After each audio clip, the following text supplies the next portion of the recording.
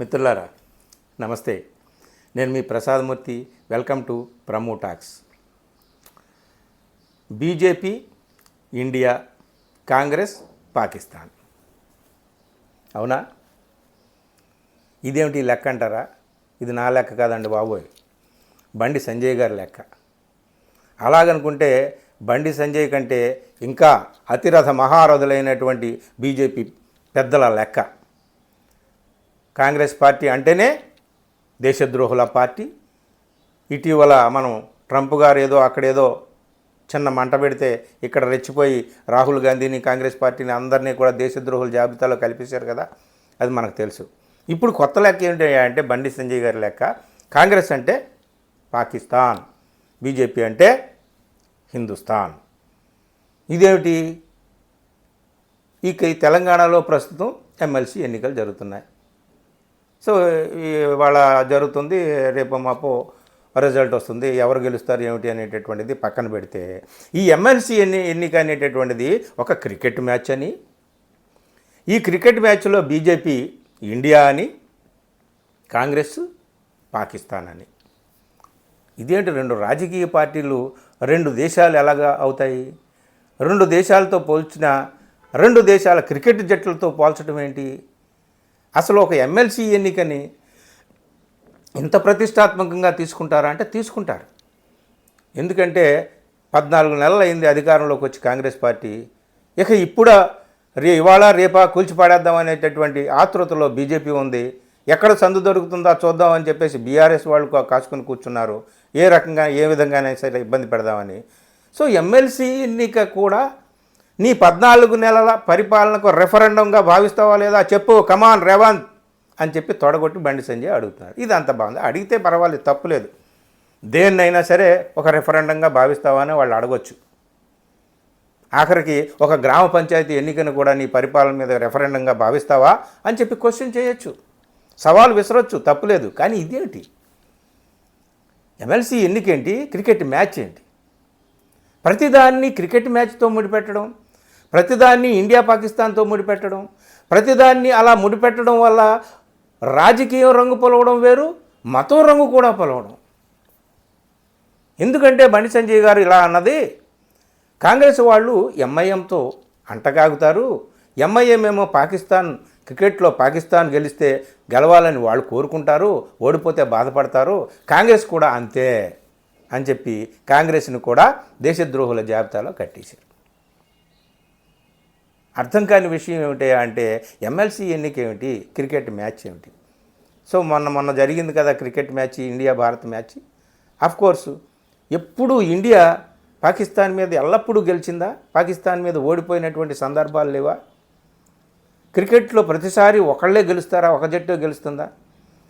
అసలు ప్రతిదాన్ని కూడా క్రికెట్ మ్యాచ్తో, అందున భారత్ పాక్ మధ్య జరిగినటువంటి క్రికెట్ మ్యాచ్తో ముడిపెట్టడం ఏంటి? దీంట్లో మతాన్ని తీసుకురావడం ఏంటి? అంటే ఎమ్మెల్సీ ఎన్నికల్లో కూడా ఆఖరికి మతాన్ని తీసుకొచ్చి వీళ్ళు పాకిస్తాన్ మనుషులు, వీళ్ళు ముస్లింలకు సంబంధించినటువంటి మనుషులు, వీళ్ళంతా కూడా ముస్లిం పక్షపాతులు, మేమందరం కూడా హిందువులకు రక్షకులం, హిందువులను పరిరక్షించే వీరులం, యోధులం అని చెప్పి ఆఖరికి చిన్న ఎమ్మెల్సీ ఎన్నిక కూడా ఈ విధమైనటువంటి వాతావరణాన్ని కల్పించడానికి బండి సంజయ్ లాంటి పరిణతి, రాజకీయ విజ్ఞత కలిగినటువంటి నేత, గొప్ప పోరాట యోధుడుగా ఆయనకి అదృష్టం కలిసి వచ్చి ఉంటే ముఖ్యమంత్రి అయి ఉండేవాడేమో, లేదా భవిష్యత్తులో ముఖ్యమంత్రి అవుతాడేమో. మళ్ళీ అందులో ఇప్పుడు కేవలం ఒక బీజేపీ ఎంపీ మాత్రమే కాదు, ఆయన కేంద్ర హోంశాఖ సహాయ మంత్రి కూడా. అంత పెద్ద మనిషి ఇంత చిన్న విషయంలో ఇండియా పాక్ క్రికెట్ మ్యాచ్ని తీసుకురావడం ఏంటి? కాంగ్రెస్ని ఓడించాలనుకుంటే ఇక్కడ కూడా నీకు మతమే అవసరమైందా అనేటటువంటిది మామూలు మనుషులు ఆలోచించరండి. ఎందుకంటే వాళ్ళకి అవసరం లేదు. ఇక్కడ కావాల్సింది ఏంటి అంటే హిందువులు ముస్లింలు, ముస్లింలు హిందువులు. ఈ విధమైనటువంటి ఒక విభజన రేఖ ఇక్కడ గీసి భారతదేశానికి పాకిస్తాన్కి మధ్య ఎలాగైతే సరిహద్దు రేఖ ఉంటుందో, ఈ దేశం లోపల కూడా ముస్లింలకి మిగిలినటువంటి హిందువులకి మధ్య ఒక విభజన రేఖ గీసి, అదిగో వీళ్ళు అటు మేము ఇటు అని చెప్పి తాత్కాలిక రాజకీయ ప్రయోజనాలు కాపాడుకోవడం కోసం, రాజకీయ పబ్బం గడుపుకోవడం కోసం ఈ విధమైనటువంటి చీప్ టాక్టిక్స్లోకి మన నాయకులు వెళ్ళిపోతున్నారు. ఆఖరికి బండి సంజయ్ లాంటి గొప్ప నాయకుడు కూడా ఈ విధమైనటువంటి మాటలు మాట్లాడడం. అంటే గొప్ప నాయకుడు అని నువ్వు ఎందుకు అంటున్నావు, ఆయన కూడా ఆ తానులో మొక్కే కదా అంటే, కొద్దో గొప్ప ఆయనకి పోరాట లక్షణాలు ఉన్నాయని చెప్పేసి అందరూ అనుకుంటారు కాబట్టి చెప్తున్నాను. ఈ విధమైనటువంటిది అంటే ఏది ఏమైనా సాధారణ పౌరుడు ఇప్పుడు హిందూ ముస్లిం అనేటప్పటికి రెచ్చిపోయేటటువంటి పరిస్థితి వచ్చేసి, ఇండియా పాకిస్తాన్ మ్యాచ్ అనేటప్పటికి ఒక రకమైనటువంటి మతపరమైనటువంటి ఉద్రిక్తకరమైన వాతావరణం ఏర్పడి అటు ఇటు నువ్వటు నేను ఇటు అనేటటువంటి ఆలోచనలు రావడం. ఆఖరికి ఒక మ్యాచ్ జరిగితే జావేద్ అఖ్తర్ లాంటి గొప్ప సినీ రచయిత, గొప్ప కవి, ఆయన ఒక ట్వీట్ చేశాడు విరాట్ కోహ్లీని పొగుడుతూ, జై హో విరాట్ కోహ్లీ అని చెప్తూ, విరాట్ కోహ్లీకి అభినందనలు చెప్తూ జావేద్ అఖ్తర్ చెప్తే ఒక పెద్ద మనిషి నీ మనసులో ఉన్నదొకటి పైకి ఒకటి చెప్తున్నావు అని చెప్పి ట్వీట్ చేశాడు. జావేద్ అఖ్తర్కి కోపం వచ్చింది. ఎంత పెద్ద మనిషి అయినా కోపం వస్తుంది కదండి.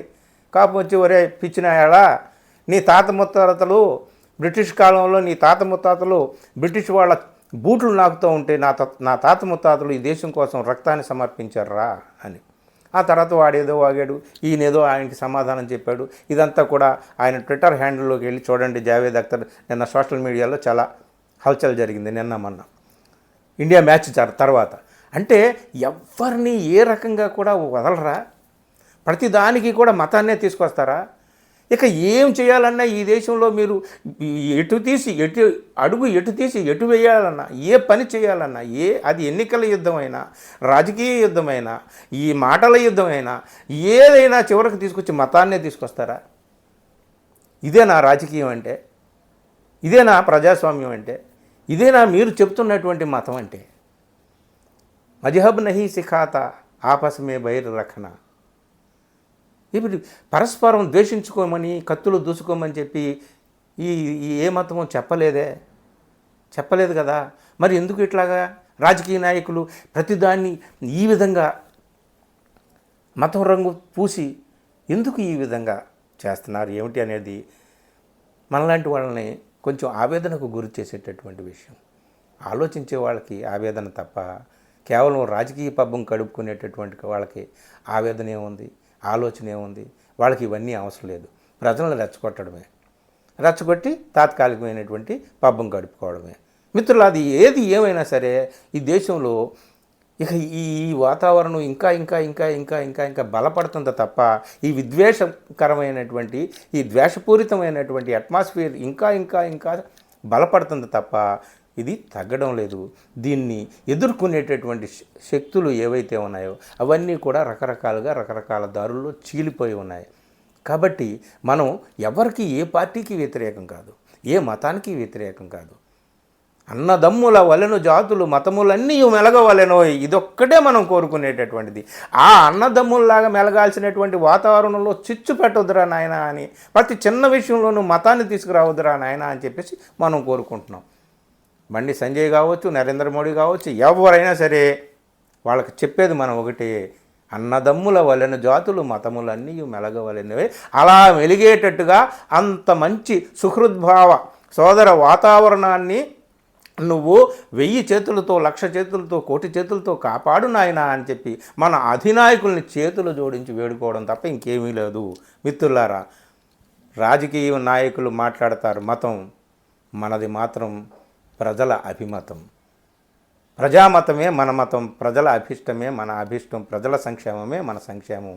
మనం ఆ విధంగానే ఆలోచిద్దాం. ఈ విధమైనటువంటి చీప్ టాక్టిక్స్లోకి, ఆ వలల్లోకి మనం చిక్కిపోకూడదు.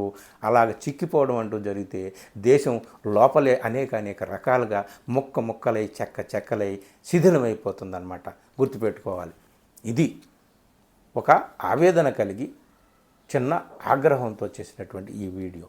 ఇది ఏ ఒక్క వ్యక్తికి ఉద్దేశించినటువంటిది కాదు.